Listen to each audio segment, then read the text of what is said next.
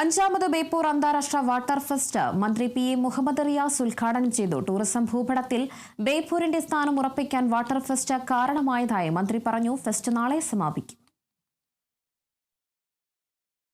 ഈ മണ്ണിൽ മനുഷ്യർ ജീവിക്കുന്ന കാലത്തോളം ബേപ്പൂർ ഇന്റർനാഷണൽ വാട്ടർ ഫെസ്റ്റ് മുടങ്ങാതെ സംഘടിപ്പിക്കപ്പെടും എന്ന കാര്യത്തിൽ ഒരു സംശയമാർക്കും വേണ്ടതില്ല എന്നുകൂടി ചൂണ്ടിക്കാട്ടുന്നു.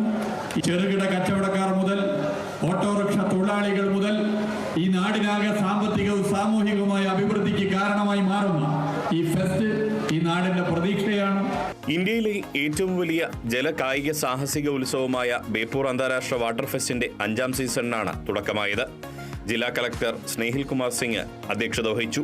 ഉദ്ഘാടനത്തിന് മുന്നോടിയായി വർണ്ണശബളമായ ഘോഷയാത്ര നടന്നു.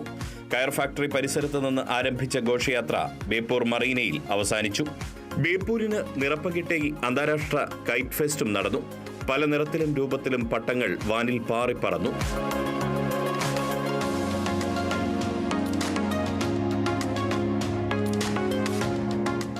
അഹമ്മദ് ദേവർകോവിൽ MLA ആണ് കൈറ്റ് ഫെസ്റ്റ് ഉദ്ഘാടനം ചെയ്തത്.